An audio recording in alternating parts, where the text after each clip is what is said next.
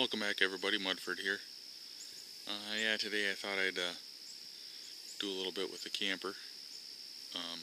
It's fall here in Michigan, which means deer season is, just around the corner. And a lot of people drag some old piece of junk camper or motorhome up north, and it usually breaks down on the way, and they're on the side of the highway with some piece of junk, and then, it just never works out. So I just thought I would give a few quick tips and tell you probably about the three biggest things, especially I'm going to focus on motorhomes now, but the three biggest problems that you'll have that'll leave you on the side of the road. First one is tires.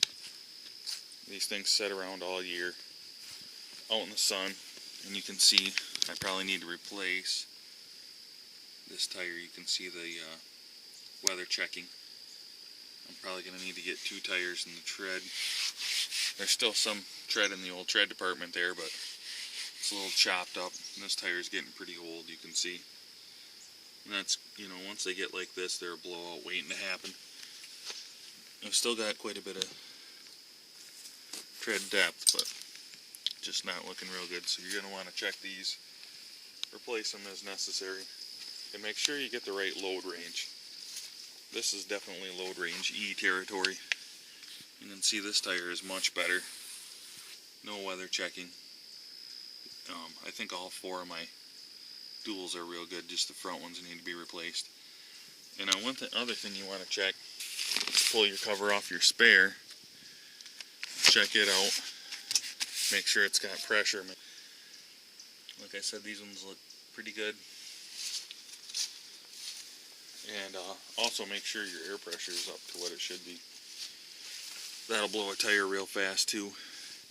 Yep, this one's got some checking. So it's getting about the end of its life here. So I'm probably going to want to buy 2 new tires for the front. And another thing too, if you're dragging a camper, dragging some old piece of garbage camper that you just get out for deer season and try to drag it up I-75 at like 100 miles an hour. Check your wheel bearings too.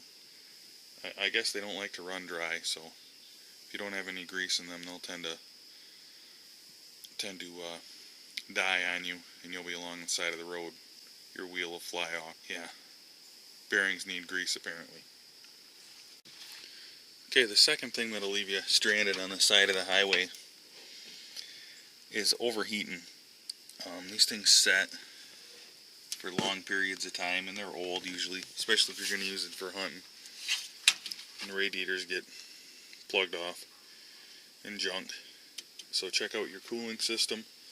I recently flushed this one before we went up to the UP because I know this thing isn't getting any younger. So I flushed it out, put new coolant in, and something I also did, I pulled the thermostat out and put like a 160 thermostat in.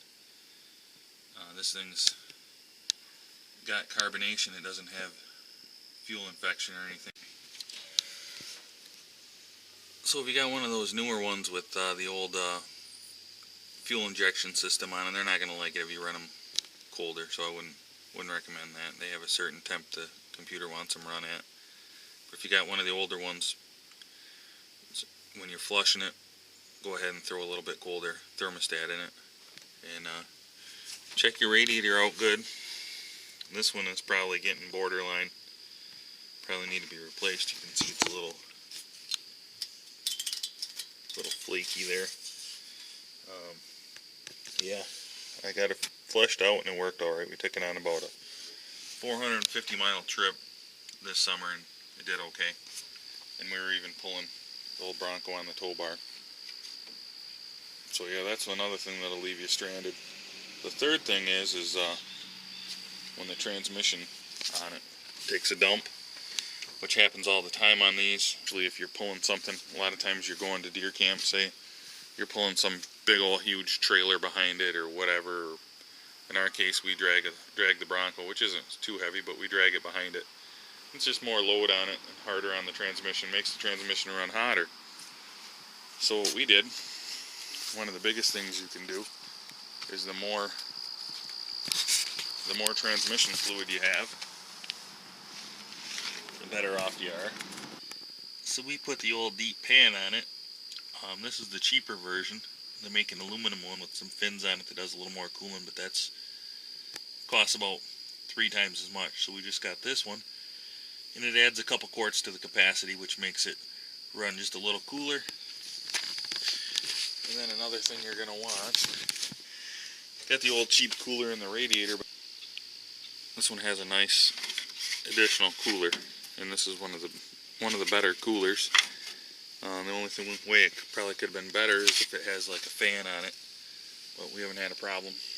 So yeah, the three keys that I think that you need to worry about are tires,